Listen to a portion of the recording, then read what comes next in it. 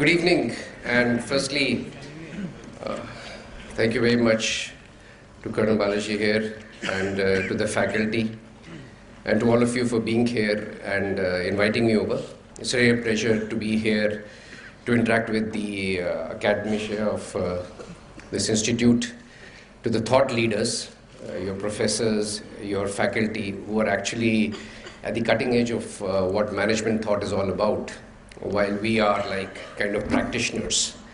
And you know, there's this old joke that we all have. Is this clear, or would you prefer that I wear a... Yeah, it's clear? Yeah, it's a pretty big auditorium, so I don't know whether I'm audible. And audible, yes, but whether it's clear or not. Many times it isn't. Okay, so we have this concept in industry where we say, you know, whenever you talk to a thought leader, especially to a professor or to a consultant or some big names, you know, they'll kind of tell you things should be happening this way in the next year, 2 years, or something like that. So you go back and kind of try and implement them and put them in place and all. And 3-4 years later, it doesn't kind of work.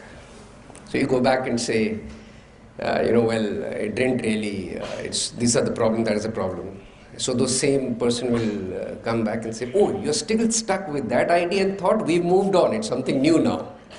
So that's what it is about being thought leaders. But unless and until there is somebody to share that light, I think it becomes extremely difficult. So what I'll talk to you about today is very much a practitioner's viewpoint. And I don't know whether how relevant I'll be or not, because it was a very big challenge for me trying to decide what to talk about, especially to 800 young, bright minds, you know, just getting into a management institute and looking forward to a career with a lot of aspirations, dreams, etc., etc. So I struggled quite a bit with what I should be saying. Figured out something that I wanted to say, wrote it down, put it into a presentation, re-looked at it and said, yeah, 6:30 in the evening, 7 o'clock in the evening, how boring is this going to be? And then said, is it, well, let it be boring, doesn't matter, let me just go on with it. And then further I re-looked at it and said, how relevant is this? How much of this are they going to really believe in into the future? What is it that will stay in the memory or not stay in the memory? So you won't believe it, but actually yesterday, I completely scrapped what I was going to be talking about or what I thought I'd be talking about and rebuilt something. So if during the course of my presentation, during the course of my talk, I don't stay with my slides, which is a normal thing with me, don't worry, either the slides will catch up with what I'm saying or I'll catch up with what the slides are saying sometime or the other. And alternatively, if by chance I tend to stray or not be very coherent or return to topics and park them aside, just bear with me, but we will bring all of them to closure at some point or the other. And we'll have some time for question answers for whatever I leave unsaid or undone. So just to begin with, I'm going to take a very short while in just running you through a kind of a animated presentation which I found in my laptop. Just read through it. The screen is big enough and all of us can read through it. And don't really think about it too much. Just let it be on the side and say, okay, this is something that's been, that I've just seen some time back. And many of you may have seen it. It's one of those things that goes viral and comes to many people who are interested in management thought. So if you look at it, it's, why did it stop working? I have no idea. Yeah.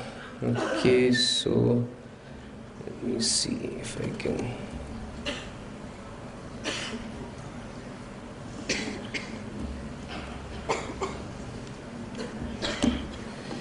Okay, this is a quick one, just a small fable, or it may not be even a fable. I think I'll be.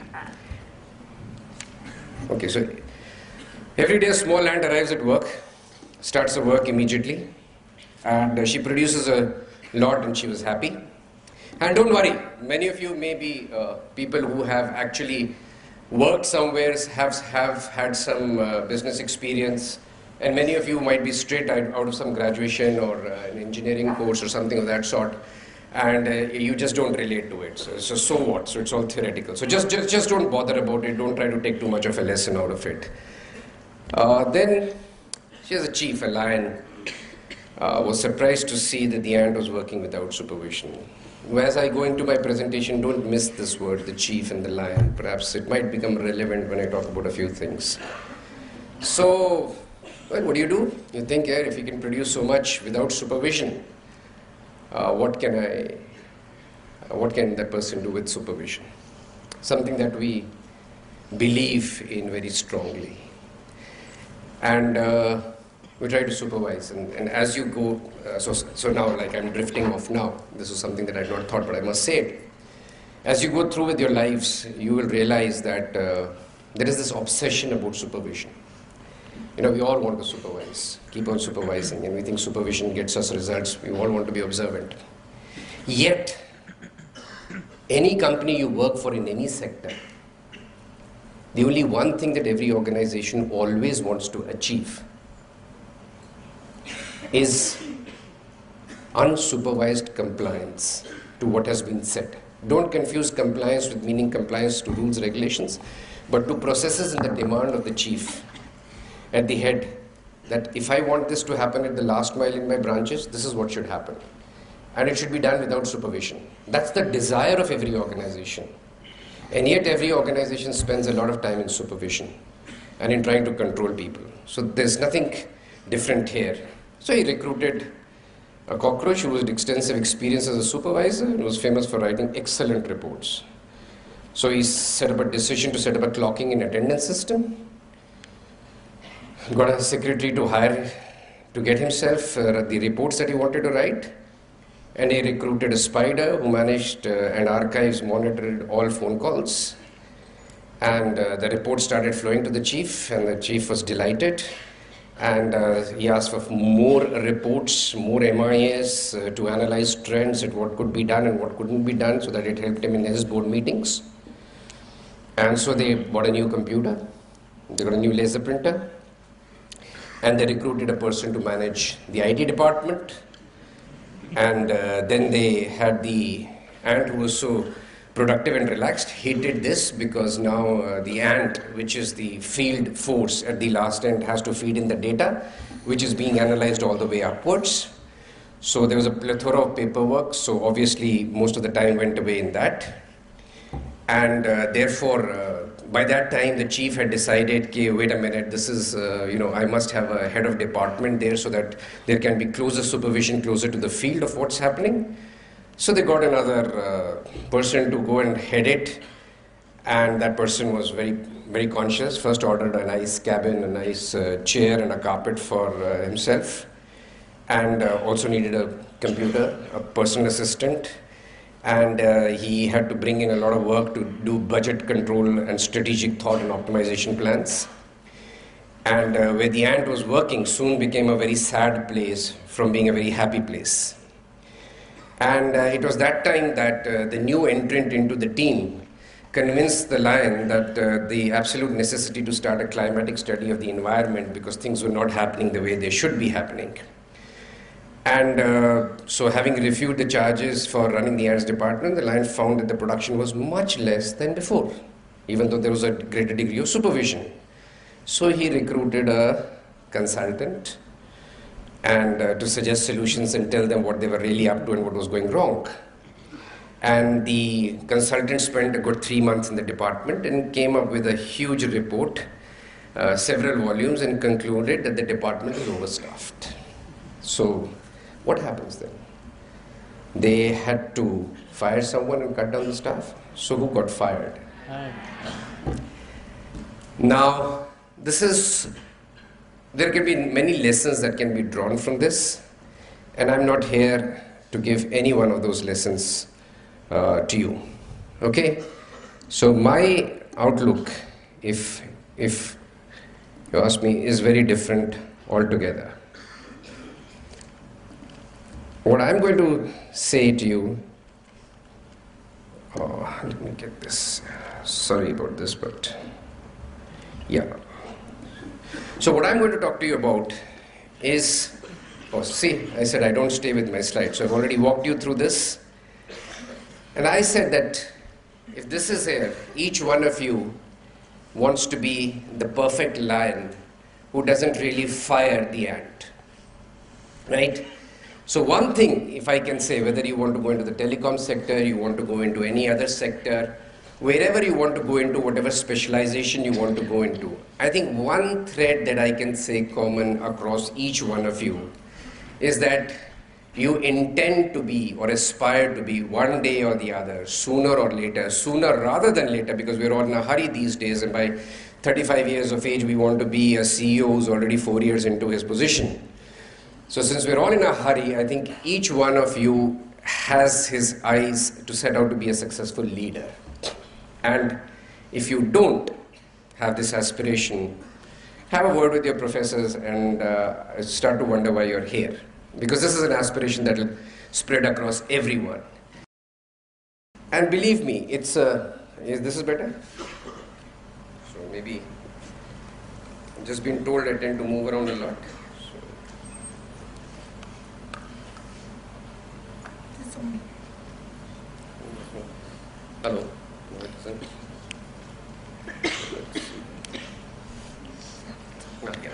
Hello. Okay.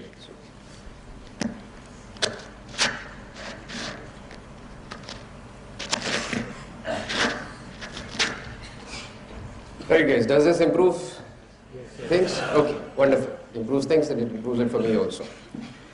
And so each one of you does want to be a successful leader, and that is at our heart, that we want to really be in that lion's position, and we want to be sitting yet out there and saying that, I'm not going to make these mistakes when I get there. And that's a fair expectation from one's own self. There's nothing absolutely wrong in that, and I totally agree with you. But what will happen as a result of this is that over the course of the next many years of your life, you are going to be overloaded with a lot of dose of leadership. And these days, training, coaching, classes, models don't talk about managerial ability, executive ability. All that is passé. We've kind of left it behind us. It's always leadership. At the junior most leader position, it's a leadership. Leadership is the real, if I can be nasty enough to say it's the buzzword. So it's leadership, I want to be a leader, everybody wants to be a leader. And that's fair enough, nothing wrong about it. But you will face an overload of corporate, first, during the next 2 years, a huge lot of theory, a huge lot of models that will be given to you. And thereafter, when you get into a job, there will be a huge number of corporate programs happening. After you've finished, while you're still in your job, there will be a huge number of specialized programs. There will be guest speakers like me, or preferably people who are much better than me, telling you about these things. Management development programs, some of them those will be prestigious programs. Some of you might get nominated to fancy institutions overseas as well as in India to kind of understand more about leadership, understand more about yourself. And and yet I said that, no, this is what I'm going to speak about. And I'm going to try and speak about it with a difference. And this, what I've just said that I want to talk about it with a difference, is something starting from now throughout your life, you will hear each speaker saying that I'm going to try and speak about it differently. And I'm going to give you a different perspective. So I am no different from that, yet I want to be different in the way that I'm going to address the topic. But I hope that I do speak from a practitioner's point of view, from my own experience of 25 years in business, in insurance, both in the public sector, private sector, having done a couple of startups, having started up 2 companies already, now doing a 3rd startup, having run companies. I hope I can speak as a practitioner, and I just hope that what I'm sharing is really relevant. Not only relevant, but I think it's not just relevant, but I hope that it remains relevant throughout your career starting from now on. Maybe not in the next 2 years, but in a way, yes, in the next 2 years also, because you will be involved in teams, even if it's doing a presentation, even if it's a question of doing a study. But yes, over the rest of your life, till the end, and I only hope that what I say today stays with you and grows in relevance as you go further. So my perspective is that, and it's going to be a little different in that sense to a leadership. What you wanted to be and what you aspired to be was successful leaders, right? So if you want to be a successful leader, well, let's say, what is a successful leader? Somebody that's going to deliver a strong organizational performance. Nothing fancy there. Very simple. It's all in numbers. Somebody who's going to build good relationships. And many times we think building good relationships is about building good relationships with our boss, or what we refer to as boss management, managing the board, managing your shareholders. Yes. But successful leaders are those who usually have a very good relationship with their subordinates also. And the reason is that what gets talked about, what gets percolated through the grapevine of the organization, what your organization really thinks you are, is decided at in the cafeteria, at the water cooler, or on the coffee machine where people sit and gossip. Never, never, never in your lives underestimate the potential capacity of the grapevine that exists in every organization. By definition it exists, by definition it will remain there, and if you have the capability of using it to your advantage, you will percolate that down importantly. And remember one thing, as leaders, when you're dealing with people, this will gain more and more importance. And I'll tell you why. You know, we all become parents at some stage, and the faculty here will agree with me, or is more experienced, and you're all experienced as having seen your parents. You know, as parents, there is a funny thing, we always try to give the right advice to our children. Exams, you know, you must study from the first day, continue to study little by little throughout the year so that you're not stressed at the last date. And, you know, you've covered this thing, study daily, do it, sleep on time, practice this way, and I'm sure all of you have been hearing it a lot. And yet children are different. They'll do it or they won't do it. Even though each one of us is advising the same to our kids, and I don't think any of the parents here will disagree with me. You know the funny part of it? The funny part of it is that the kids, and this is something perhaps all us parents might not come out openly, but if in our hearts we can just look at the pattern, the kids always follow the same pattern that their parents follow in all these things, irrespective of what the parent says. If I'm a person who does my work at the last minute, if I'm a person who doesn't, you know, whiles away time, no matter how much gyan I give to my son, no matter how much I tell him, no matter the fact that he does no clue also about what I'm doing in office and when my work is due and when it's not due, somehow or the other, that trait will percolate down to him, and you cannot figure out how it happens. That is a point of reflection that you touch when you come of a mature age and your kids have also formed tight habits. Even as children, you should see. There are always a few exceptions, but that always happens. Why am I saying this to you? Because in organizations, things are no different. If you are the CEO, or if you are the manager of a division, you might sit in a room far removed from the field, thousands of kilometers away. You may never see your branch manager, you may never see the people out there in the field. But believe me, the culture, the reflection of what's happening out there is exactly what you're doing, irrespective of what you stand in front of 800 people, how good a speaker you are, what you try to percolate. The culture developing is exactly the things happening in your room at any given point of time. Believe me, you might find it a little difficult to believe at this stage, but as you grow forward, as you get into an organization, even see the culture around you when you're a junior person in the organization, and when you get to interact with the senior people, See how that is just simply reflected, how it trickles down on its own. So therefore, to be a successful leader, to percolate that, your subordinates must see you in that much more than what your board sees you, because they're up there and you will be able to tell them a lot of things in the presentations. And another truth, as you grow and move higher in the organization, you will move away from the point of action. Thousands of kilometers, number of layers. Just like the ant was becoming more and more distant from the lion, you will have people filing reports, people doing all sorts of things, coming in, telling you the data will tend to become more and more fussy, more and more hazy, more and more aggregated.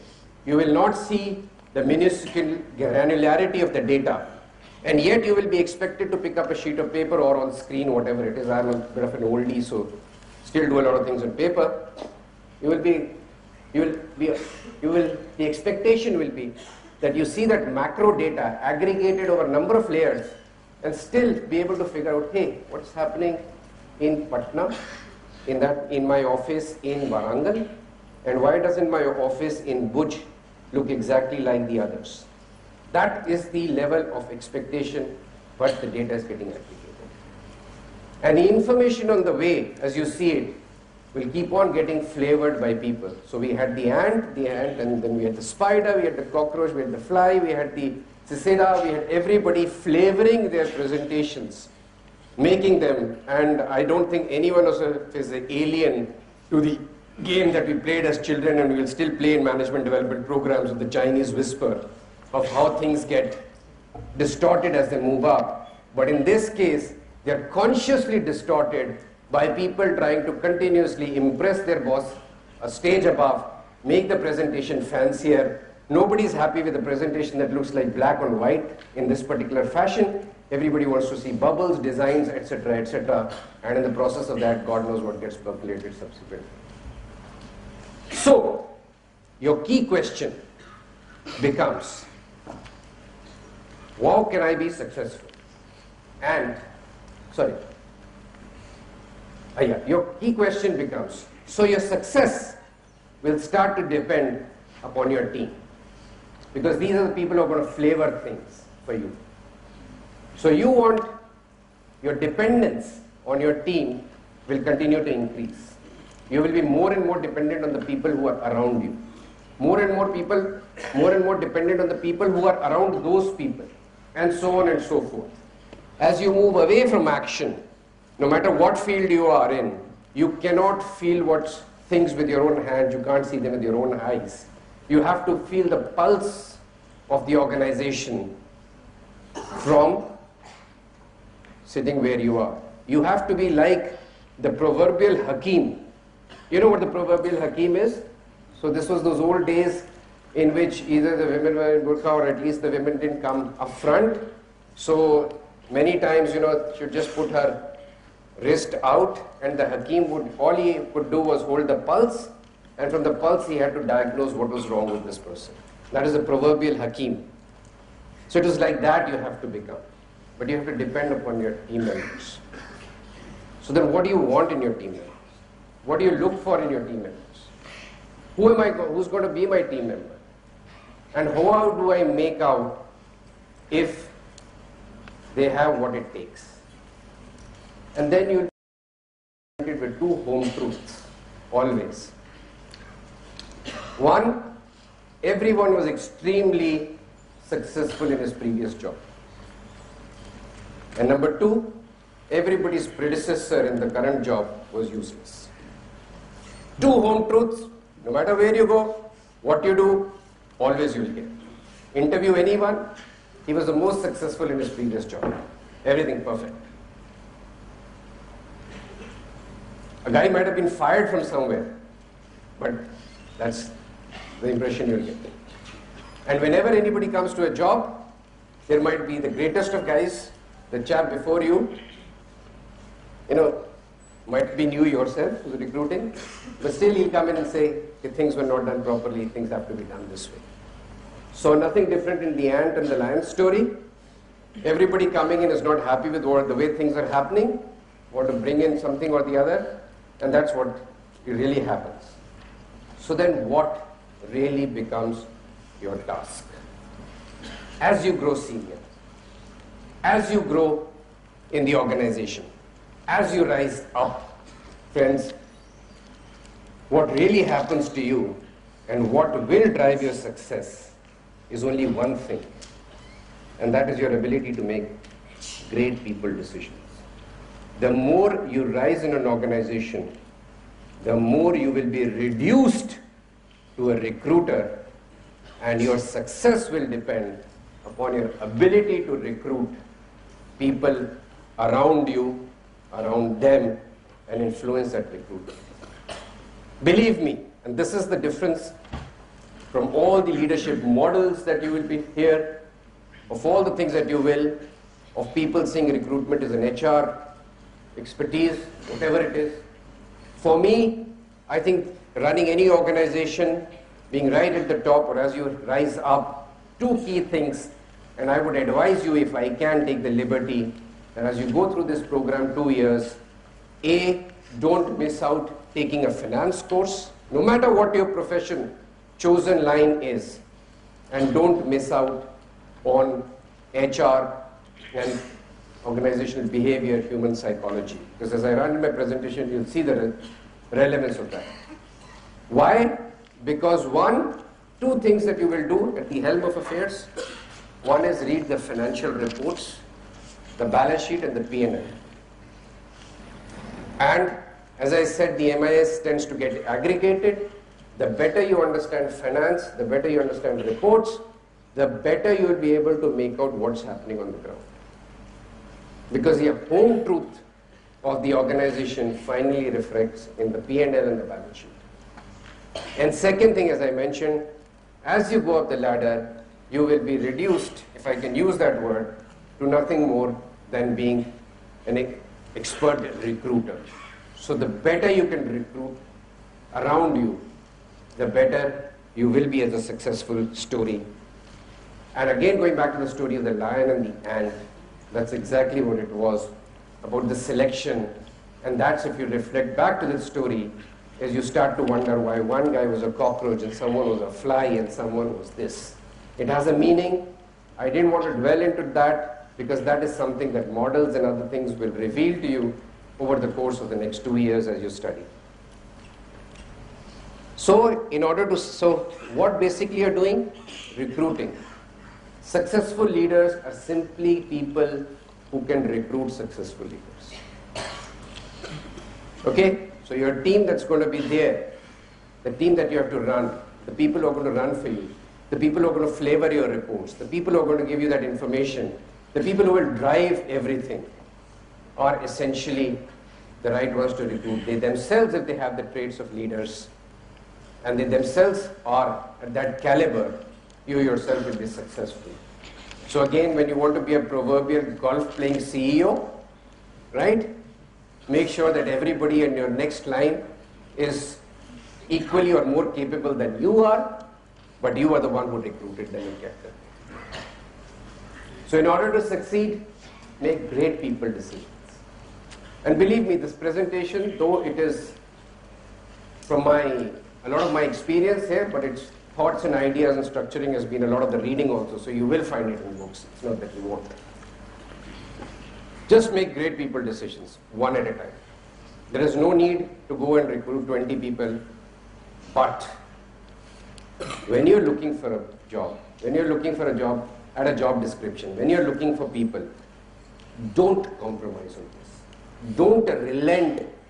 It is better to be late by a week, 10 days, 15 days, a month, finding the right person for the job,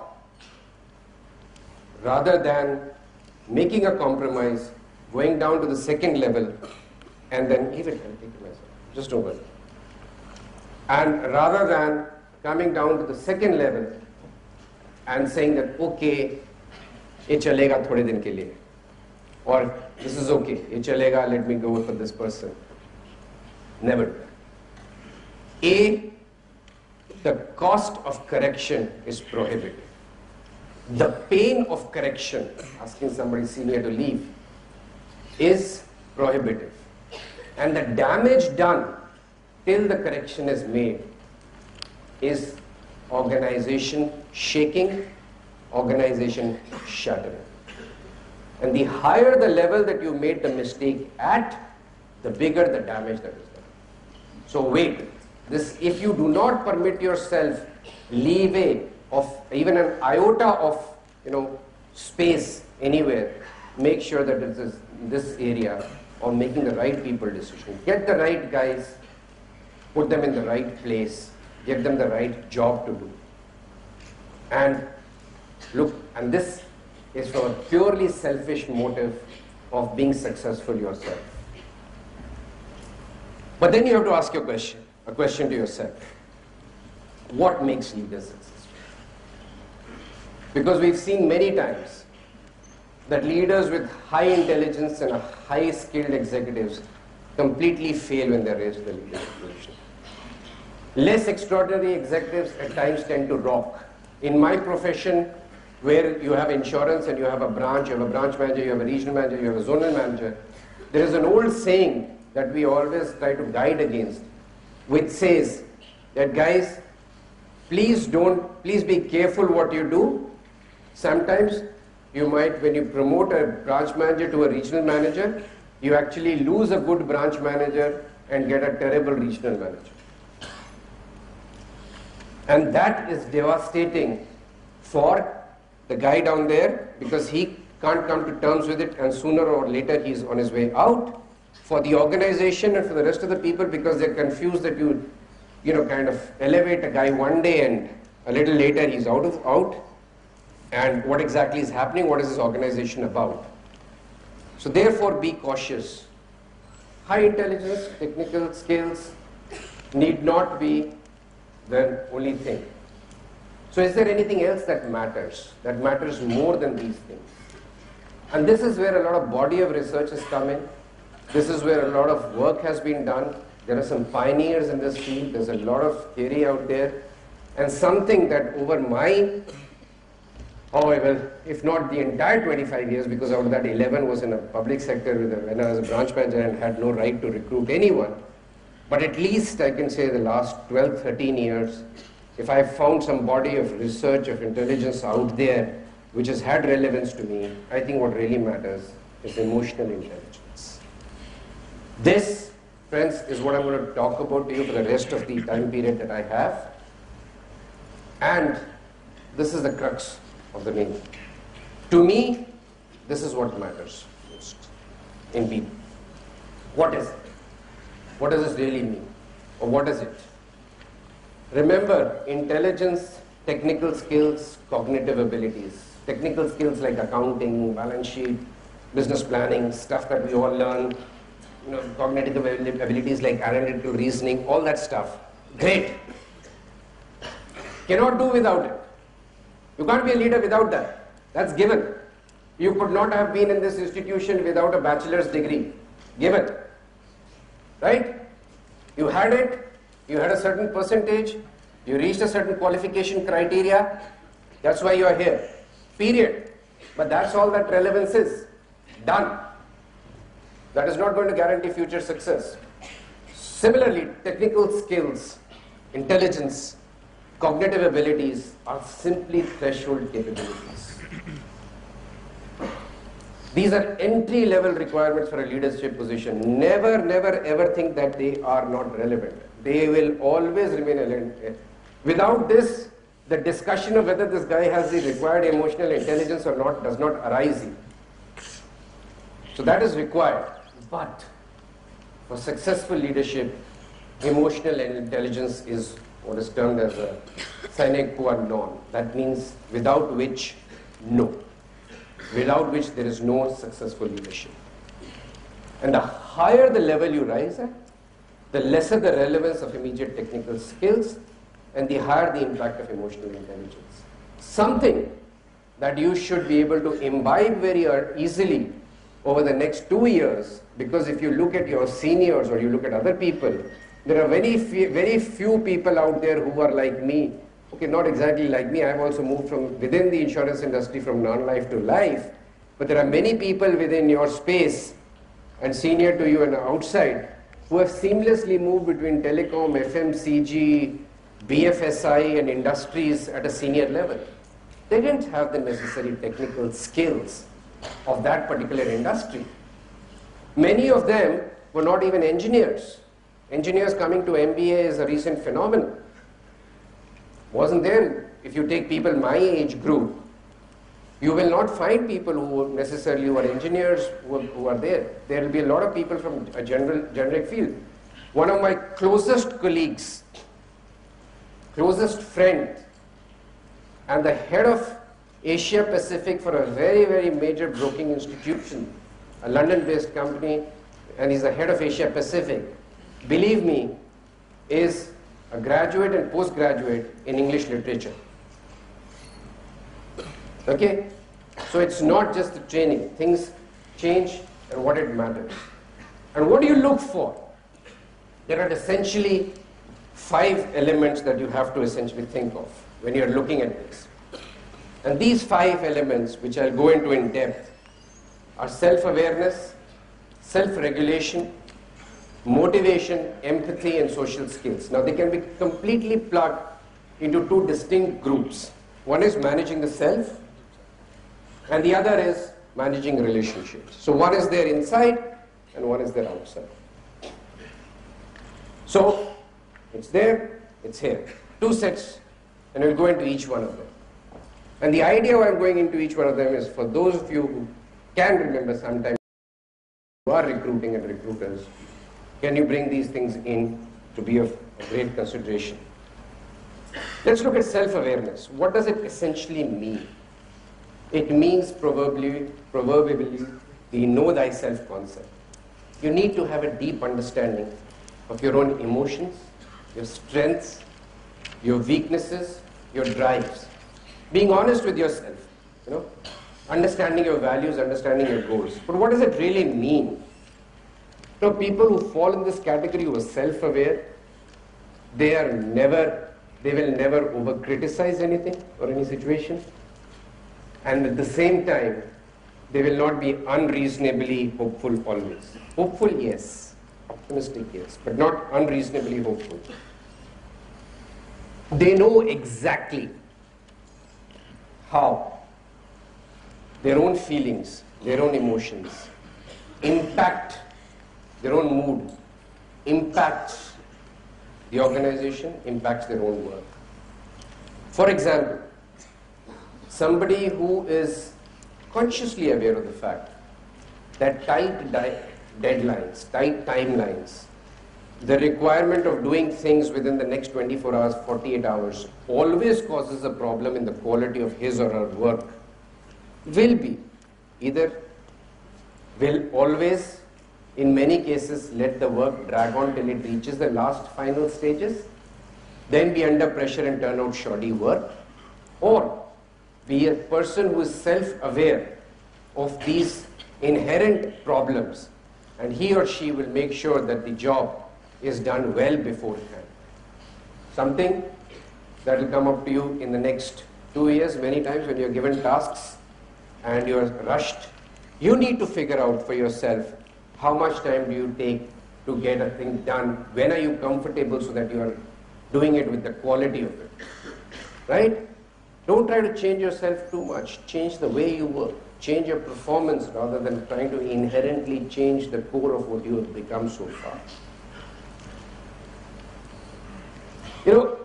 When a self-aware person looks at things like his needs, his drives, he's quite clear as to where he's headed. Wherever that might be. You might be headed, you might want to become a CEO at the age of 30, 32, 33. You might want to be in telecom for that period. You might want to be in international business, whatever it is. But the person is fully aware of where he or she is going. And one of the criteria is that many times you'll find such people will even give up a good job offer because it doesn't match with their overall picture of themselves, of where they want to go. It's not that they will be driven by the next 20% increase in salary. There is a bigger picture that they are aware of, and that is what they're going in for. So how do you recognize? Now, I said that you need to concentrate on getting people with a high degree of emotional intelligence. And I said that to make yourself successful as leaders, you need to be good recruiters. To be good recruiters, you need to look at people who have this. And then it will be unfair for me to not touch upon, at least from my experience perspective, how do you recognize these traits? So one of the things that you'll see in such self-aware people is that their candor and ability to assess themselves very realistic. They can speak openly and accurately about their jobs, about their emotions and how they impact their jobs. So if you are in an interview and you ask somebody, hey, can you recite an incident? A simple question, can you recite an incident where your emotions or your feelings got in your way or impacted your work and how you handled it and what you felt about it? Usually a question the candidates are not prepared with. And usually a question when you will hear the answers, you will be able to figure out as you go and hone your skills into this area of how candid or how much candor this person has to come about and tell, hey, where did I go wrong? They are never about talking about cautious or overcautious or protective, about hiding things that they should be think that it's a failure. That's a stepping stone. And for yourselves, think about it. As you pass through college, and you pass through college, you pass through school, and many times, and even at our level and our faculty, my friends here, we meet old friends, go to these alumni get-togethers, and my college has a particularly strong alumni, so you go and go back to your hometown, you meet your friends from school, college. Remember one thing, we always talk about old times. You remember that day you do this. And the best part is that every incident that you talk about, when it happened, it was a matter of life and death. Almost a matter of life and death, of pride or shame, usually shame, which you were trying to hide. And when you look back, you all have a hearty laugh on the same things. All of us laugh on the same things that at that point of time were there, because we're able to look at it independently. So even that candor, that ability comes in only when you become more and more self-aware. You are aware of what happened in that circumstances. And you are in a group where you're not trying to be protective about it. So you feel it, you let it off. And that comes in even in people who have this ability, and they have this great deprecating, not depreciating, deprecating sense of humor. A self-aware sense of humor. They can joke about themselves. They can joke on themselves. In a social gathering, people pull each other's leg. It's very difficult to find people who actually laugh when they are the center of the joke, when they attract the joke towards themselves.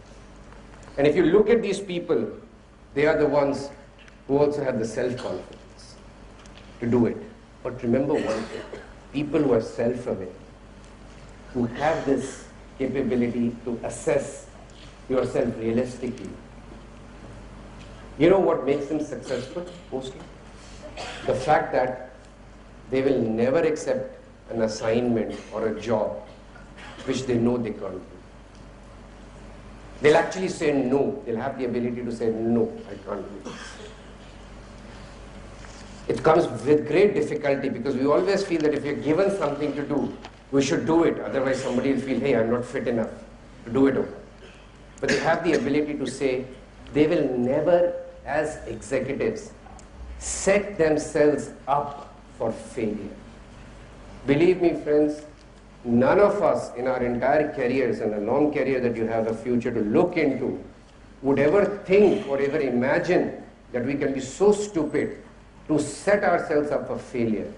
And yet repeatedly, executives set themselves up for failure by accepting tasks that they simply are not capable of handling at that particular juncture, or they can't handle. And when you look at self-confidence in that context, it becomes a situation of saying that if you got such a task, If you landed up in such a situation where you seem set up for failure, do you have the self-confidence and the self-awareness to ask for help? Because even asking for help at times becomes a challenge. You will face this in the next couple of years. Also, in things like making your presentations, making your project reports, etc.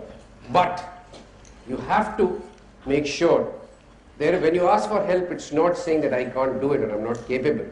But this may not be my area. We don't have to do everybody else's job. Because if I were to put something in the other slide when I said home truths, then another home truth is when you get into your job and when you're sitting around a meeting table, you will discover that each one of us seems to know the other's job much better than him. That's yet another home truth that you will always face. Because people always think that they can do the other person's job better than they can do their own. So don't set it up. And it also means that you play to your strengths. Such people play to their own strengths. And when you get into a performance review with them, so you recognize them in interviews, but when you get into a performance review with them or something, they're candid, they're open, and they ask for constructive criticism. And you as a boss at times, if you have such a person with you, will be challenged when that person says, I can't be 100% right, tell me where do I improve. And if you haven't given enough thought to the performance management saying, hey, he's the guy who has to come and present to me, why should I think about what I have to say? And you're face to face with such a person, you can be challenged to do that. But at the same time, as you move up the ladder, let me make you aware that you will also see that these things of self-awareness at times don't necessarily get the credit they deserve, because each time your boss is not really going to be self-aware of himself. So he might see shortcomings as a negative. He might say, are you tough enough to lead? These kind of things also come in, because all of us are not self-aware. But repeatedly, I would tell you that being self-aware, facing these things, being aware that this is also a possibility, you will only set yourself up for success time and again. So don't worry about these, just be sure that you can be consistent, that you know what you're going to do. And as a leader, why should you have self-aware people? You can ask me that question. Okay, wait a minute, why do I need self-aware people? You said surround yourself with these kind of people. Why do I can be self-aware, I need all this, but why do I need the next guy to be all this? If you have a team of people who are self-aware, who know their capabilities and their limitations, what is going to happen is, because they're candid about it, because they've shared it with you, and because you know about it, the net result is going to be that for that team, as a team, you will not end up accepting assignments and jobs which that team is incapable of doing. So you will not set up your team or your organization for that matter for failure. And that is the essence, the truth of it. So if you surround yourself with people with this kind of ability, you will know where the team stands. And again, there is a lot of opportunity when you set up your team for success, when you set up your organization for success. You know, it's funny that as you grow in life and you become more and more senior, you have greater and greater opportunity of being able to do these things because you're dealing with more mature people. You know, when you get into organizations, they say you need to have an appetite for failure. Do we have an appetite for failure in our schools and colleges? Anybody who fails is out, right? So we don't. But as you grow, this comes in. The second thing that I want to talk about is self-regulation, which basically means being in control of your impulses and your feelings. Because this creates an environment of trust and fairness. You know, it comes down with what I was talking about, that trickle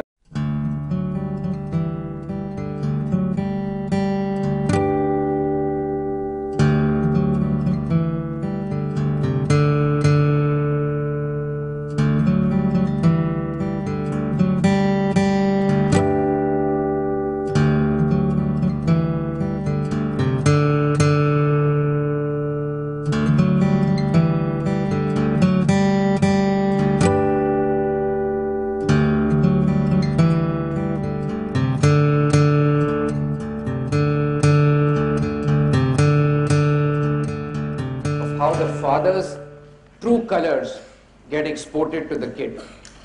That's what happens here also in your organization. When you know how to control your feelings, it trickles down into the organization. Nobody wants to be known as an angry young man and a hot-headed guy if the boss is known for being a calm and quiet chap in all circumstances. Nobody wants to do that.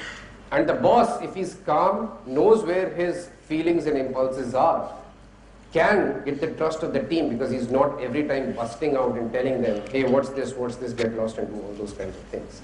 So you're not screaming and shouting at your team, and that is what you need if you want to be able to get the full support of your team.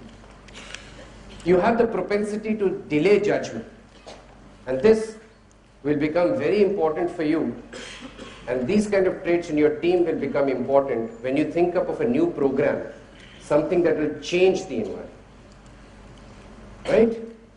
So when you look at these things, when I'm talking to you, my only request to you is think about it not as what's going to happen to me, but what happens when I am where my aspiration is, when I am that leader. Because I'm going to decide certain things to bring about change in the way the organization functions and the way the things happen. If that is the case, you want people around who just won't jump to a judgment and say, hey, I won't be a part of it. This is going to bring a lot of change and I'll have to change the way I work. You want people who will at least postpone that judgment, sitting on judgment, look at it, think it through, and then decide and be a part of that change element and be open to coming around with it. It enhances integrity of the organization. Because in integrity, what happens is that most of the things that we see or we hear about organizations fudging their accounts, you know, those nightmarish stories that we read in the press every now and then, are more about people who gave in to temptation, who could not regulate their impulses, who could not stand up, who were not self-aware, who could not stand up and say what is right and wrong, and fell for that temptation to fudge accounts. And that's when bad things happen to an organization. It enhances competitiveness of an organization because if you are in this mode, you will be able to retain talent much better than a person who is self-regulated retains talent much better. How do you recognize it? Again, interviews, meeting people, social environments. Such people and yourself have the propensity for reflection and thoughtfulness. Every question you ask in an interview does not have to be pounced upon and answered immediately to perfection. And think about, you know, I'll tell you another thing. When you start interviewing senior people, right, what do you ask them? Right now, when you go for an interview, when you go somewhere or you're going to be interviewing in the next 5-6 years, you will be interviewing technical people for technical positions, you can ask them technical questions. You can ask them, you know, what is this theory and what is that theory, what did you study? But when you're recruiting leadership positions, what do you ask those people? You ask them a technical question. What is so-and-so's theory of management or so-and-so's theory of organization and design or something? You don't. You ask them questions like these, which will give you the decision whether they're going to jump at it or whether they're going to be reflective and thoughtful about it. You give them situations which, you know, they come up with, because such people are very comfortable with ambiguity and change. They're willing to look at two things. You can give it this way or you can look at it this way. That element that comes to them is something that they hope for, are comfortable with, and can work with. And above all, they have this integrity. They do not give in to their impulses. That's what I said, it enhances integrity.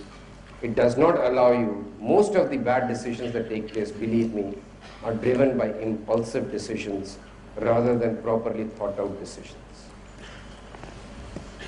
Once again, beware. Sometimes if you're like this, never angry, never show an emotional outburst, never do anything, think about everything, go it through, people will call you very cold, not very emotional. Some people in some organizations and some places, an emotional outburst is seen as the charisma of a leader, of being able to, you know, put his foot there. But People who rise to leadership positions with these traits, without self-regulation, usually end up doing the same things which actually ultimately work against them.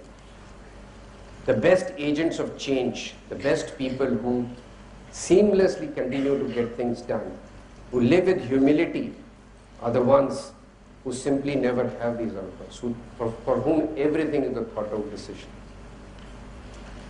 So moving quickly a little bit, I think I'm taking too much time. Am I? You're not bored, you're not hungry? Your mess will remain open? Yes, sir. Or is the food across the road better? Or you're too early to discover that. That happens after 15, 20 days. Not that the food in the hostels is bad, but it's usually monotonous. But it changes you forever. Anyway, so you want me to continue at the same pace, faster, slower?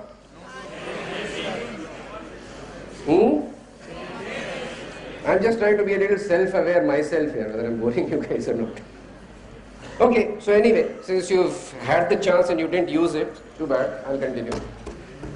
I have a long drive back to Bombay, so the longer I take here, the lesser the traffic I face on the road, so it's pretty okay. I'll cover up here. No issues. Anyway, the next one is motivation. Meaningless, always. How can you have a situation without motivation? What does motivation mean? What does it mean to be motivated? Motivation comes from a number of things, but the key to motivation is to try and, the drive to achieve. The goal is achievement. The goal is not money. The goal is not reaching out to, it's not about getting a status, about being a vice president, executive vice president, or CEO, whatever it is. The goal is to get there. I had a boss one time, and if you went to him and said, I'm in this area, so I have to go, and I've been designated a regional manager of this thing, and sometimes people don't meet me because they want to meet somebody senior. So what? Call yourself CEO of the region. And then there's this old joke. Now you said, take your time, so I'll take my time. So there's this old thing, the old one that says that, there was this, in the USA, designations are given pretty freely. So there was this guy who came back home and he looked at his wife and said, honey, let's go out and celebrate. So she said, why? He says, I just got promoted. So he says, so? I become a vice president. So what's the big deal? And he says, I've become a vice president. So what's the big deal? What do you mean, what's the big deal? She says, well, I go to this departmental store every day, and they have so many vice presidents just going around. What do you mean by that? Yeah, ask them. So this guy rings the departmental store, and he calls up a department called customer packaging. Now, you know what customer packaging is? Customer packaging means, that you're standing in a store like a big bazaar or something. At the end, at the counter, the stuff is coming, and one guy puts it into the bag and hands it over to you, and that's called customer packaging. That's all. So he says, give me customer packaging. He gives him customer packaging. So I want to speak to the vice president. So the guy at the other side says, which one, sir? Paper bags or plastic bags? So it's like that. Whether you're working for status, which may or may not be meaningful to anyone, sometimes you'll be fascinated. Okay, you go to a hotel or you go to some place, and there'll be a corner, there'll be a function going on, there'll be 5, 6 stressed people waiting in a corner, waiting for someone or something happening, and and somebody will come and he'll be like this, and somebody will wish him, somebody will catch him this way, that way, and other things. And then if you're not a part of that, you look back. That's it. How does it come? The whole hotel lobby is full of people involved in themselves. And it doesn't matter to them what's going on. And 5, 6 people are immensely stressed about it.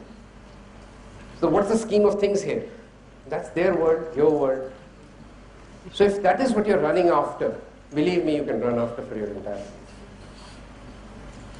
I don't know how many of you studied Hindi to any depth, but there is in the Indian system or in Hindi, there is this kasuri, which is, Mrik Trishna, you must have heard.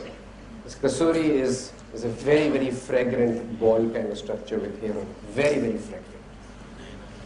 And the deer is supposed to be running after that, seeking out that smell throughout its life.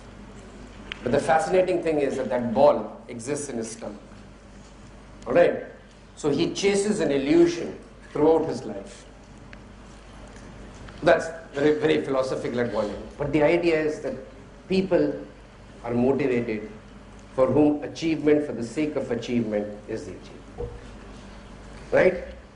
So, what can I say? Okay. We had a very interesting movie, which was, which one was that? The Three Friends. The one with the, sorry? Three Idiots, right? So we had a guy there, the lead role, Amir Khan, for whom his value system was achievement for the sake of achievement. Whether he took home that degree at the end of the day was not what was material to him. Don't give up your degrees, okay? Somebody will check it somewhere. But what I'm trying to say is that that is the kind of motivation that you're really looking for in a team. Because these are people who are going to raise the performance bar.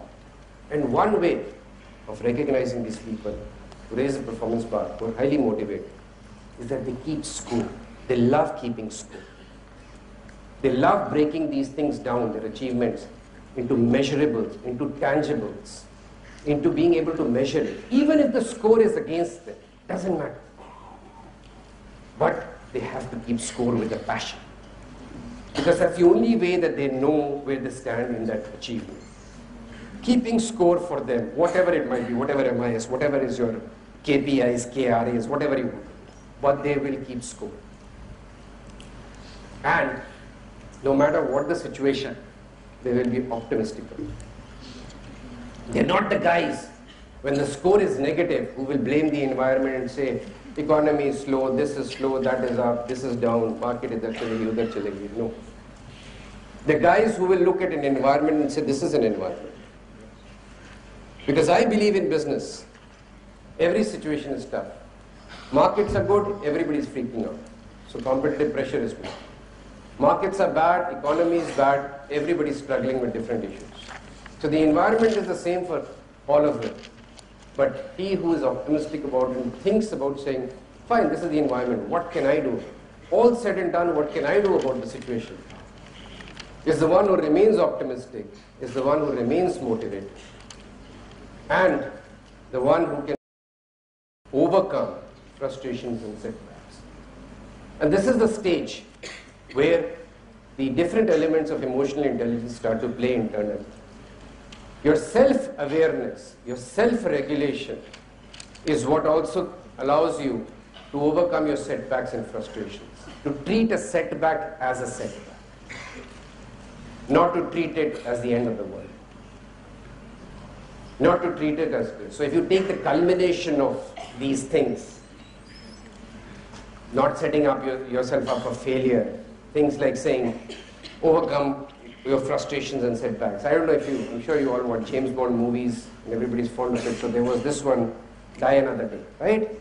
So there's that aircraft, and sometimes the villains say some very good things. So there's that aircraft, and the son who's transformed now genetically is talking to his father just before he shoots him. And he said, I still remember your lesson. And that lesson was that a good warrior goes to war only after the battle has been won. Okay? And that's the situation. If you're self-aware, motivated, if your team is self-regulated, believe me, the battle would have been won before you even step into the war. Because you set yourself up for success. And you're motivated enough to just want to achieve that rather than anywhere else. And that is what brings the propensity to pursue your goals with a huge amount of enthusiasm, with a huge amount of energy and persistence. Nothing in this world ever gets achieved without enthusiasm. Enthusiasm is the one thing that will drive you to achieve whatever you want to in whatever environment you want to also. The unflagging energy in a person is the first thing in recognizing an individual. The unflagging energy. When you come to work, and if you work for multinationals and other things, you'll find that you're boss or people at a senior level, irrespective of their age, pushing their late 40s, early 50s, pushing their 50s, seem to be able to travel everywhere and yet arrive with very short amount of sleep and be as attentive in any meeting anywhere in the world. They don't seem to feel concepts such as jet lag and relaxing and I didn't catch my sleep.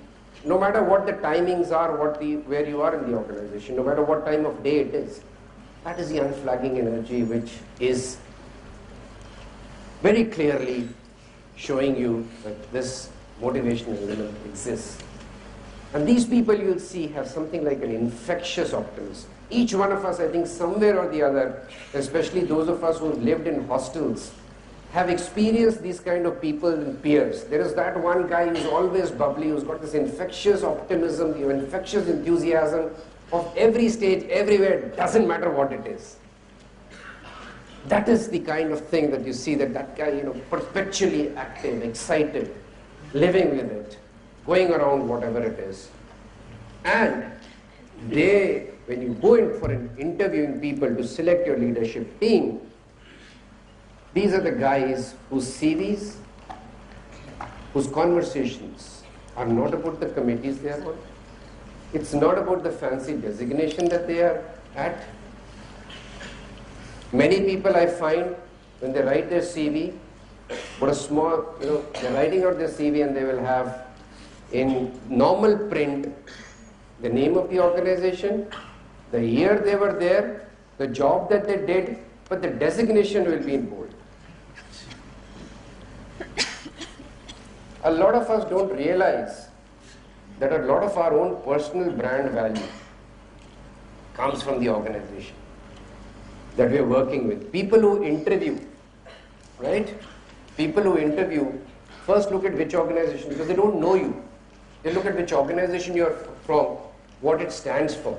Whether it stands for this undying enthusiasm in the market, and therefore the people must also be imbibing that it comes into the organization as a whole. You'll hear us say, yaar, wahan se kya recruit karna, wo thaki hui company hai.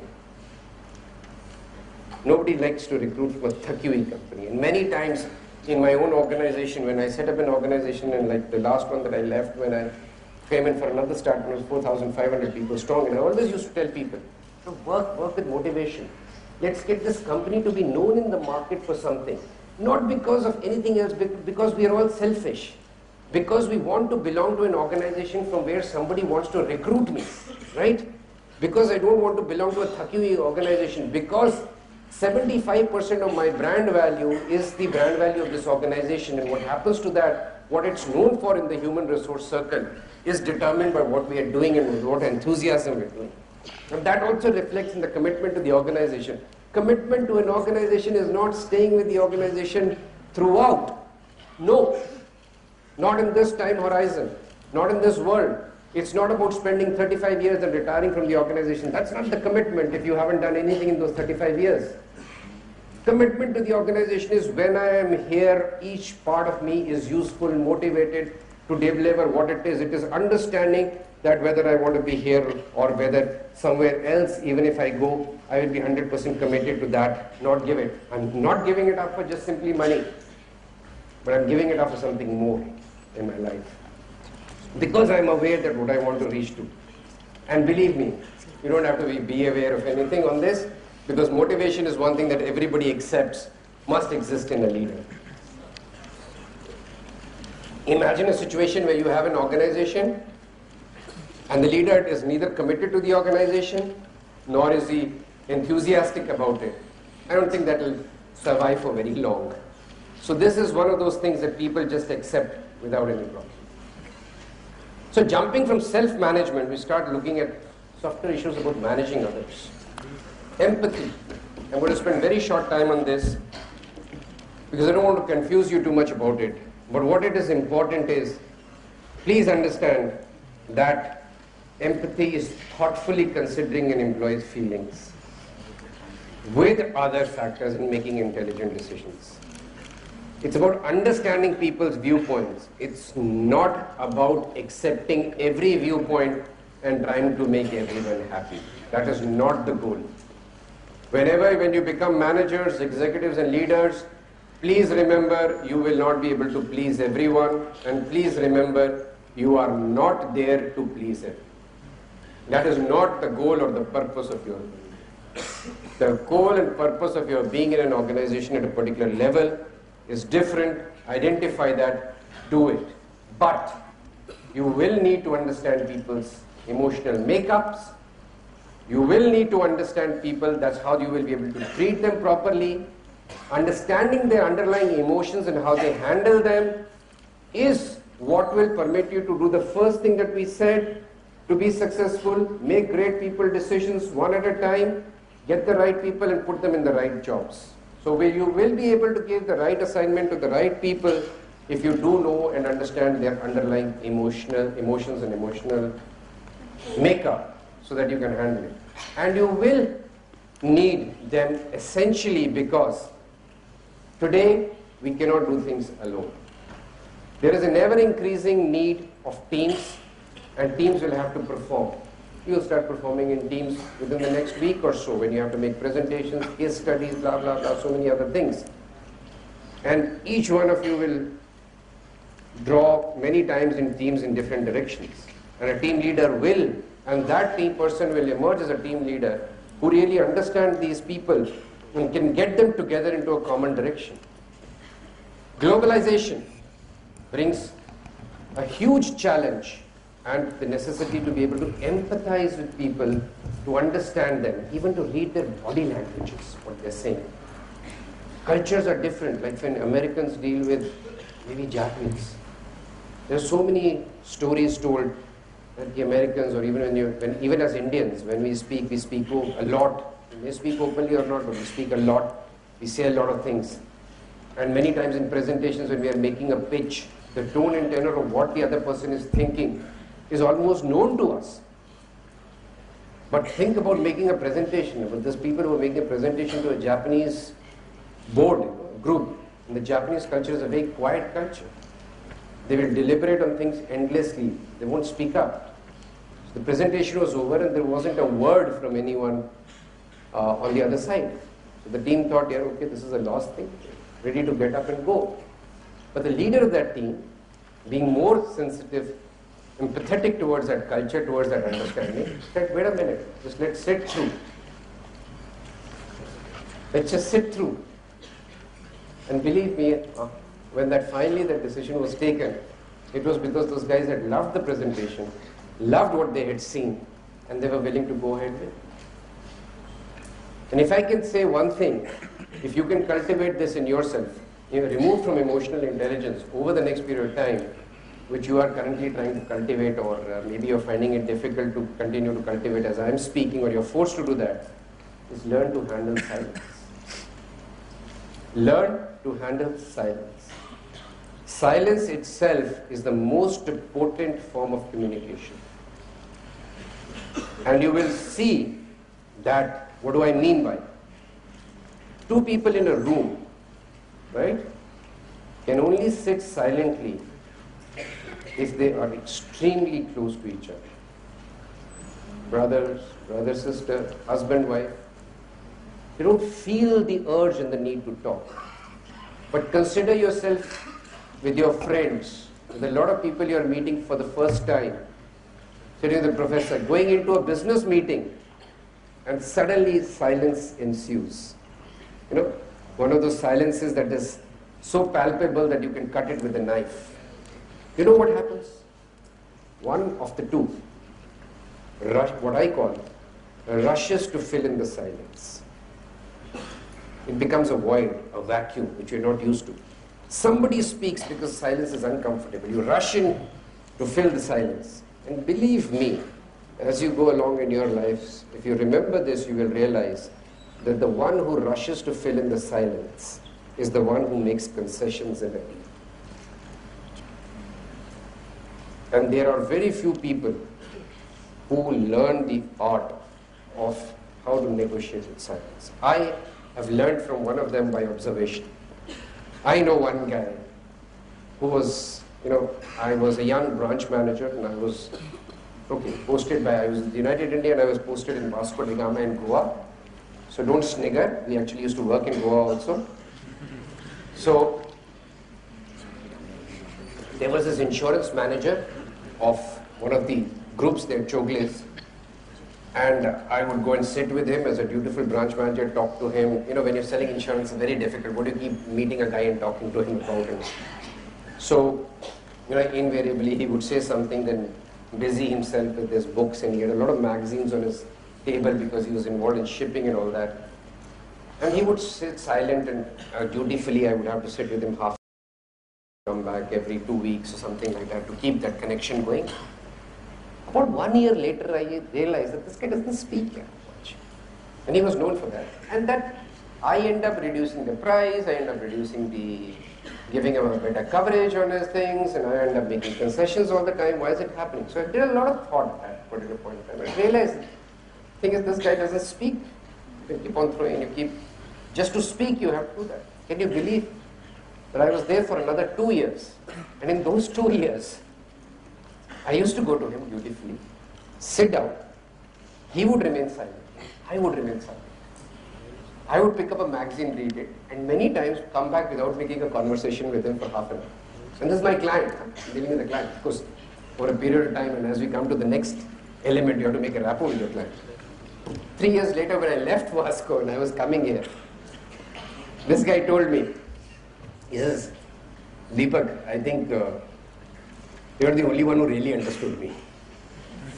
And he left it at that. He never said anything. And of course, he wished me a lot of luck. We're in touch since then, and he's one guy, he's a great friend, so he's always been very happy in my progress also.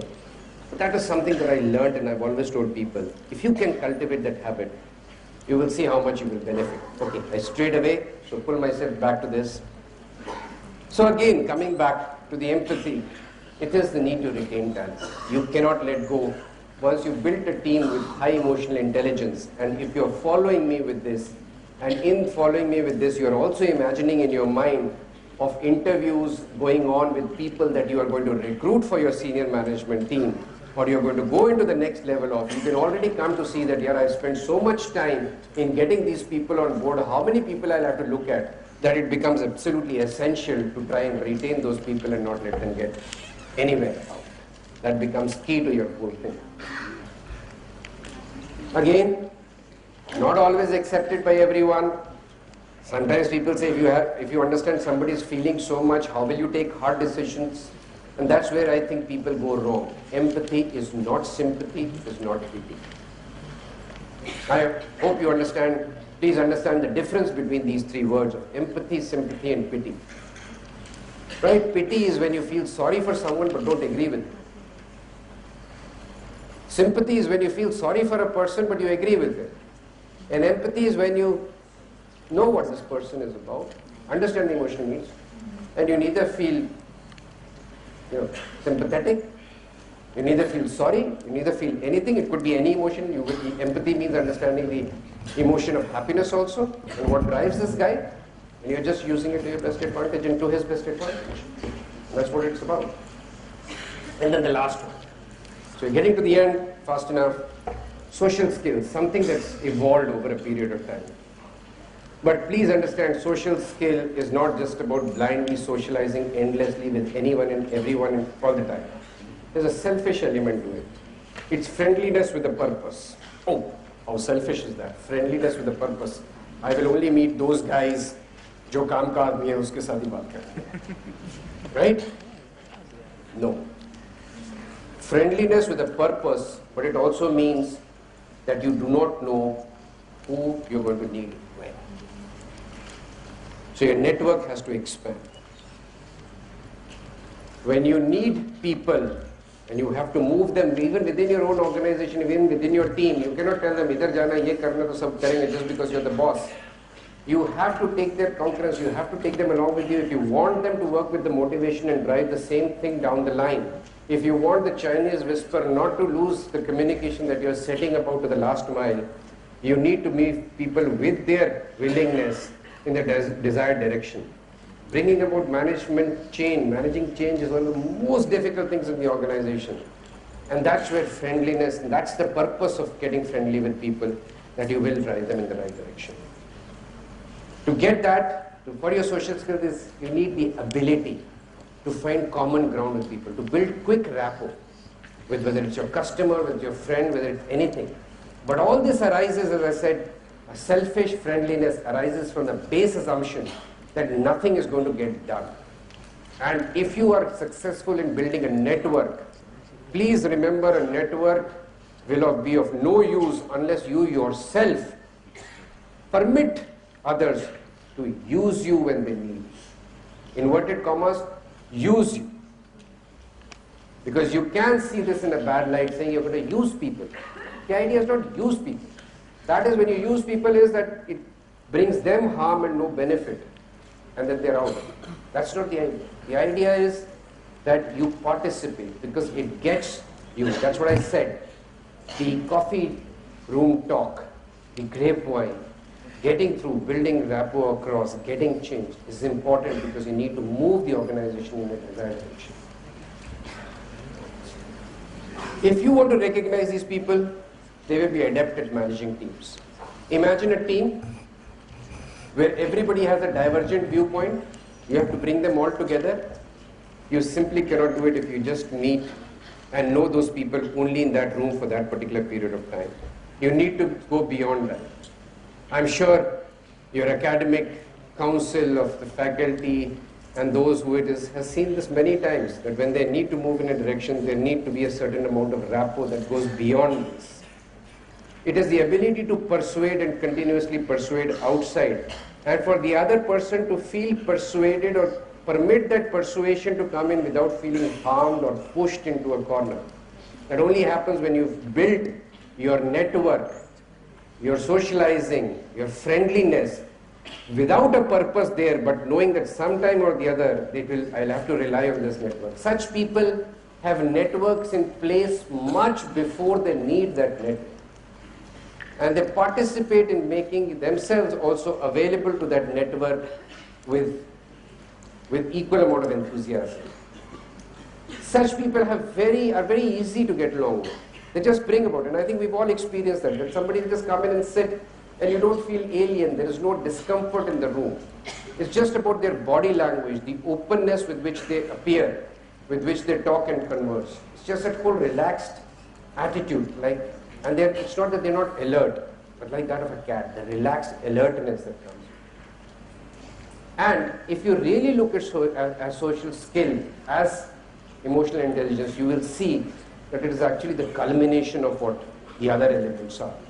So when you're effective in managing relationships, you understand and control your own emotions, and you empathize with others, with your team. You understand what each one of us is thinking, but you understand where you have to go. You kind of use all your abilities in empathy as well as in understanding these emotions to get people and to manage their relationship. You're upbeat and optimistic in the conversation, such people. This comes from being inherently motivated, from being always optimistic. The infectious optimism that I was talking about. Again, adept at managing teams, empathy at work. Emotion to lead. When you have that passion, it's infectious, infiltrates your team. You lead it with as much enthusiasm and it spreads across in your team. And they're great persuaders because they're self-aware, they're self-regulated, and they're empathetic towards the people. So they know your emotions. They are also going to be aware of what they are doing. They are regulated and not let their impulses get out of control, and are able to persuade you in the direction that you want it to be. Not immediately, not there, not with shouting and screaming, but softly. So which then essentially is what I would say is covered. And as a leadership trait, this skill now has got more and more recognized by people. It is well known now that without leadership, without a social skill, leadership is not really going to be successful. Because leaders will have to get tasks done from others. That's the essence of leadership. Unless and until you lead people and get someone else to do your task, you can't do everything yourself. You are going to have to communicate in order to be successful. And leaders will have to manage relationships inside and outside the organization, up and down the organization effectively. So if you don't have this social skill, I don't think that even today we recognize you're going to be successful as a leader. But one question then, at the end of this, is that many times it's said leaders are born. So if these are the skills, or if this is the element like emotional intelligence, is there room for learning it, or is it something that you have to give away to your genetic constitution? Well, the answer to that is a resounding yes, that you can actually learn. But it takes considerable amount of training, ability to sit away, a desired and a concerted effort, persistency, because these are core things that are going to happen to you. If you want to evolve this in yourself, not going to happen easy. You have to be able to accept, above all, criticism.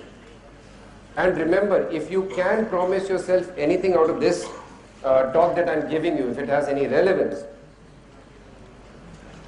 let me share another thing with you.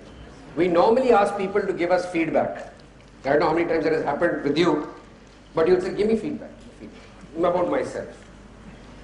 You know what happens?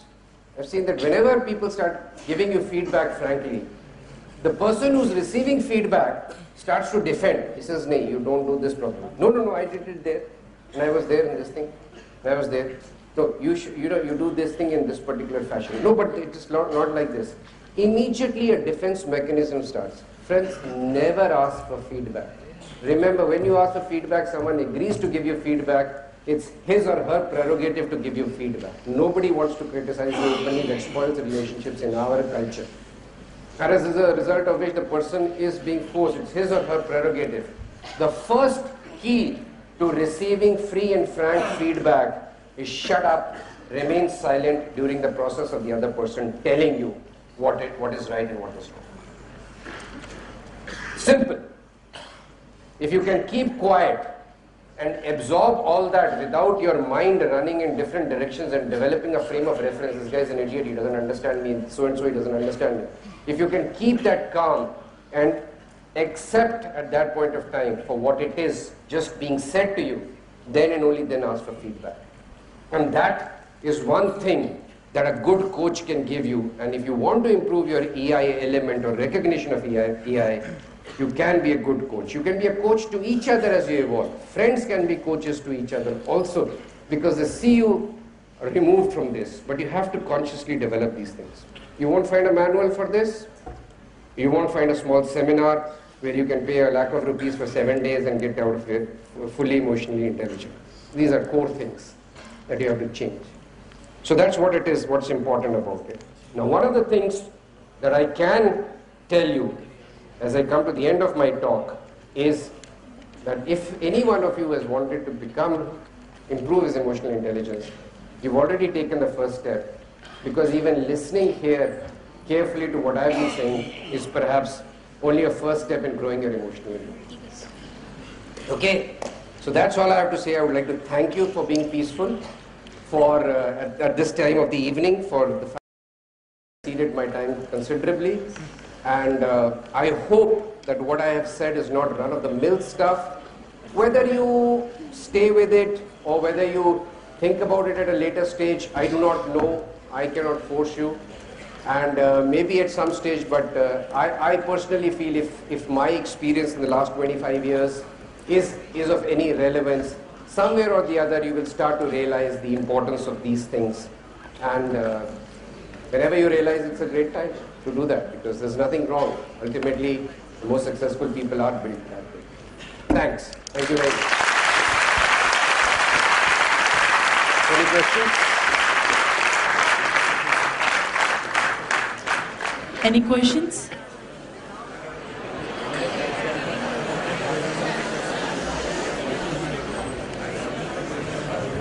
Yes.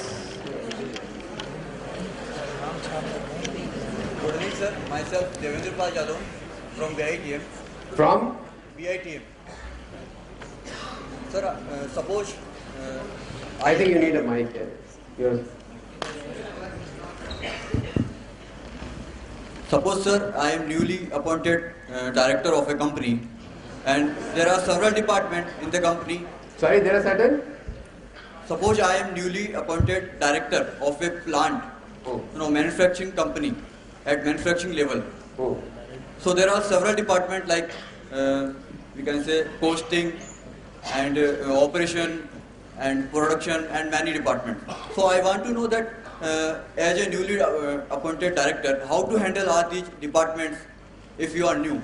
The very first question. And the second question is, as a newly appointed director, I set a meeting every week, but the down level managers and the DGMs are showing me wrong data day by day. So how to know that these data are good or wrong for my future? Thanks. Okay, so first question, I have to ask you a question. Are you in any way a second or a third generation family business person? A family that owns a business? No, sir. So then you're not likely to be appointed new as a director. When you get to the position of a director, one would assume that you have gone through a certain amount of rigmarole in life of a certain number of years, right? And that is when you are there to head a particular department. And if you haven't, permit me to say, the question that you ask doesn't have, you know, it's the simple question that comes with that is, why do I just become a politician, you'll live till 90? You know, that's a ground rule, but it's not true. There is no single thing that can be mixed up, given in a glass saying this is how you manage a department. Everybody has everybody has his own style. You have two questions. Number one, if people are fudging data and giving it to you, that's what I said in the beginning. If you haven't learned over the process to understand aggregated data, that it is fudged and it is brought to you, think about whether you are self-aware enough when you accepted that position as a director. All right? Because you can't handle it that way. You cannot make out it's fudged. If you made out that it's fudged, the decision is very simple. This is a matter of integrity. Do you want your staff to constitute of people who do not have the required integrity, financial or intellectual? Fire them immediately. The moment you see fudged data, consciously fudged, not by virtue of an error in the IT system, wow, why you're saying, you said that they are going to give it to me, they are giving it to me repeatedly. Why there should not be a second time? It's a hard decision. You cannot, your empathy with a crook, you know, is to treat him with such. That's what I said. Empathy does not mean sympathy or pity. It means that this guy's emotional underlying makeup is one to cheat, and not what. So therefore that is out of the bucket if you know. If you don't know how it's fudged, that's a different matter. Now coming back to handling a particular department or manufacturing thing, again, that is what you're going to learn over a period of time. Each person has his or her own individual style. And each situation demands a particular style also. So whether that's collaborative, whether it's very easy for me to say, you should put a team together, a high fly, take them cross-functionally, put them together, and then analyze the situation, take them through a proper strategic copybook style structure, and reach those stages. I can give you all that jargon. What happened? The ability to understand that situation as a self-aware person, as a person who's self-regulated. What does the situation need? If every situation had the same answer, right, it would be unnecessary to have people from diverse backgrounds there. Fortunately, we do not have the same answers for it. Fortunately, we are human beings. Fortunately, we have different choices. Imagine if all of us had the same choice of color in clothing, how monotonous this room will go. Right? So it's personal choices that you have to make at that particular point of time. So when getting there and making the right ones is what comes in. But I can only give you one element from what I've talked to you about is, if you're at a director level and having put aside the integrity issue and got rid of those people, I would say that you're newly appointed, you don't know these guys, talk to your senior management team and one level below as though you're interviewing them, if I were in your position. Because I believe very strongly in the concept of emotional intelligence. So to me, whether the constitution of the team is right or not will be an exercise of reviewing these people afresh of whether they fit into this bucket or not.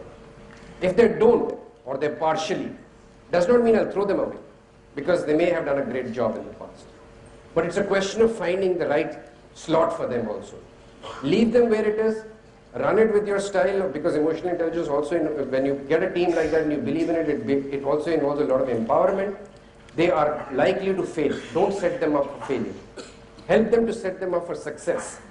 Nothing moves like success, right? It's success that gets a guy to get motivated also about himself, that takes him to the next step. You know, there is even people like virtual promotion and motion upwards. If you ever go to some of these theme parks abroad, you will see that, you know, the queue to get into the theme park is like this, serpentine. It goes up, down, up, down, up, down, up, down. And if you look, you know, ultimately when you're entering into the theme park, there's usually a wall there and then the gate here. Look consciously at the way this wall is painted. It will never be one color. It will either be striations of different colors, or there will be big bubbles all around the place of different colors, or there will be some art where the color changes. You know why? Because the worst thing for the theme park is people getting bored, standing in the line and feeling that the line is not moving. But when you move against different colors, you know, you get this feeling of movement, that the color is changing in your environment, and you feel that progress is happening and you're getting closer to the gate. So success is of that nature. Even if it's small, it's virtual. But it's your duty to set up those people for success. So understanding them afresh, if you're appointed new, whenever you are, this is my advice to you, rather than saying that there is only one way of saying, you do this, you do this. Because I don't know what organization it is. Manufacturing is too broad a term, right? Somebody can be manufacturing caps, somebody could be doing the bottles, and somebody can be manufacturing the content of what is going to go into it. 3 different things. Yeah?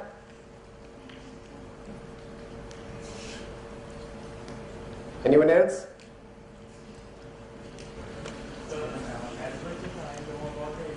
There are some people who say, ooh, or there karega. I know about the insurance industry. In insurance industry, success mostly depends on the performance of your insurance agents or insurance advisors. Okay? So, in insurance industry, team management is most necessary trait. So, would you please tell us how we can groom our team management right now? He is asking about insurance industry. For the benefit of those who can't hear, please listen. One of the big sectors for recruitment. So you say team management, how can you improve your team management skills? See, team management skills, and if you're talking in particular in the reference to insurance, I would say, is that so there are 2 levels of teams that you will encounter, especially if you're talking in reference to the insurance industry. One is the team with which you move on the field, right? When you're at that level, the biggest team management skill is to move in the team. If you're not out there, if you don't burn shoe leather out there, they won't move. That's the first stage. The second stage is when you are removed from that, and then you have the team to move out. Then, as I was mentioning earlier, as you are rising or ahead or up, the industry doesn't matter. What matters is that you're aggregating data, right? And you are seeing aggregated data. So once you're seeing aggregated data, I think the most important thing that you need to do is to develop a mechanism to keep score, right? Unless and until you can keep score and you keep that element fuzzy, teams are not managed. People are driven by things that can be measured, that can be clear, that are objective or as close to objectivity as can be. So keeping a mechanism which gets a score and, you know, dispassionately you look at it and decide is what is key, right? Then comes in the element of empathy.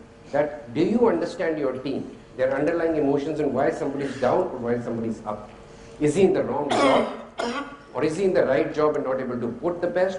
Is there anything that can be done to evolve him or not? If you're seen as a team leader who can do that, then people will be less shy and less hiding around and permit themselves to be coached and trained to be taken to the next level. Because a lot of people are shy of doing that. So therefore, because they believe that the team leader will just, summarily cut them off. So that is an essential part of it. But the ability to understand, disaggregate and keep score, and understand that score and make it in such a manner that everybody understands it on a regular basis, I think is the most key thing in managing teams anyway, whether it is insurance or it's any. You keep it fuzzy, nobody knows what's really happening. So if you know clearly where you are, how you are measured against it, that is impartially and objectively done, then you at least can deal with individuals or groups of individuals depending upon how you understand. So that's essential, I guess.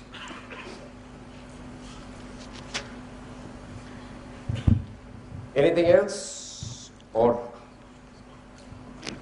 okay, fine. Thanks a lot once again for your patience and for hearing me through. And all the best to all of you during the course of the next 2 years and in your future as you grow up to be. And I hope that one of you grows up to be a very successful leader themselves. Thank you.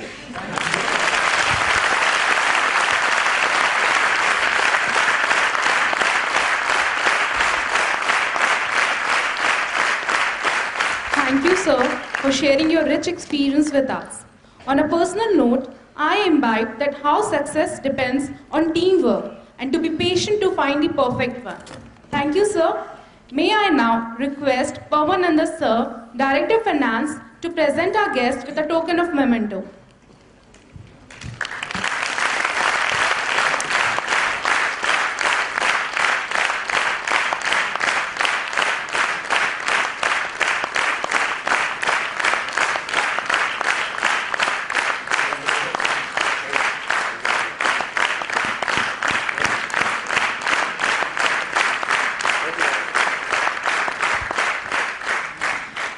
Now I call upon Sanchita Raj, Student Manager Sri Balaji Society, to propose the vote of thanks. Thank you, Shelja. Good evening, everybody. I'm Sanjita Raj, Student Manager, Sri Balaji Society. Leaders are perceived to be successful when they deliver organizational performance, build good relationship, they are self-aware, highly motivated and committed towards the organization. So, these words would always be inscribed in our mind and would surely guide us as a student and as a manager in future. Thank you is too mild a word to express our feeling of gratitude to you, sir, for sparing your valuable time and sharing the success mantra of this corporate world with us. We look forward to more enriching interaction with you in future on and off the campus. Thank you, sir, from the bottom of our heart once again. With this, we come to the end of the session. Thank you.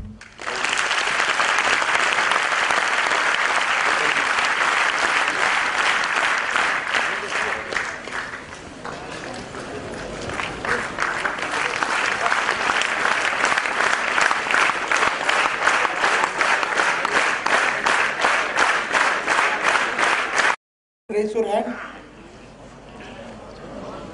जो hostel में नहीं है,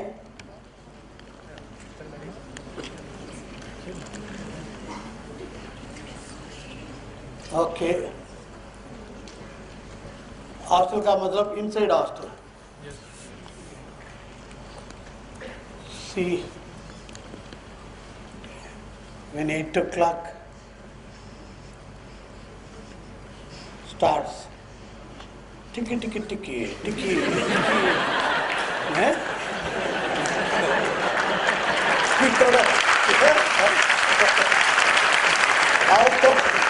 थोड़ा देर के बाद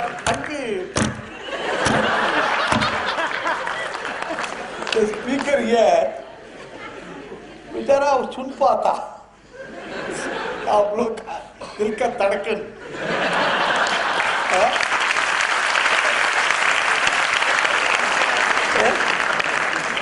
बेचारा भाग जाता. आगे बेचारा बॉम्बे से आया, नया कंपनी खड़ा करने वाला है. हम तो सोच रहे उधर 4-5 रास्ता खुलेगा क्या हमारा बच्चों को.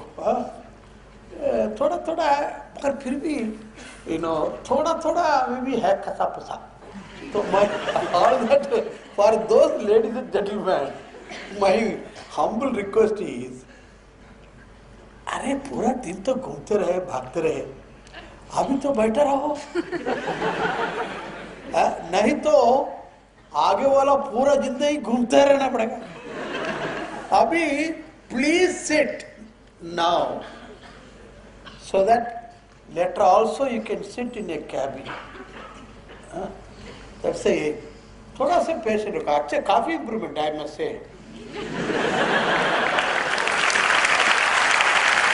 काफी इम्प्रूवमेंट है. ठीक है, हमको भी मालूम है खाने के लिए जाना है. अभी बहुत सारा है, but please see how difficult it is to sit in an air-conditioned auditorium, to listen to a managing director. That is very difficult. And just thoda sa train your mind. To get them was not easy. And every day you are meeting a personality. And everyone should be your role. Aha, ye kaisa aa gaya?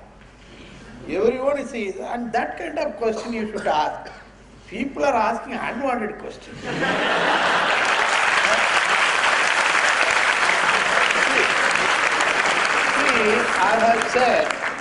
I said when you ask question, you must keep a notebook. From his speech, ask. Now, don't ask me whether I should do finance, or whether I should do operation, or HR, what is good for me, for all those private counseling.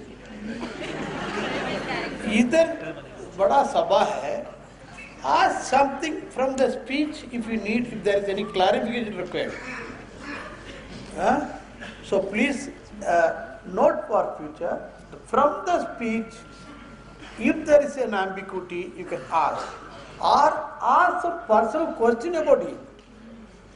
Sir, आपका journey का अभी सभी लोग ये पूरा ये सवाल नहीं करना. And I am noticing a trend here. That is a good trend. That is only boys are at least standing and asking questions.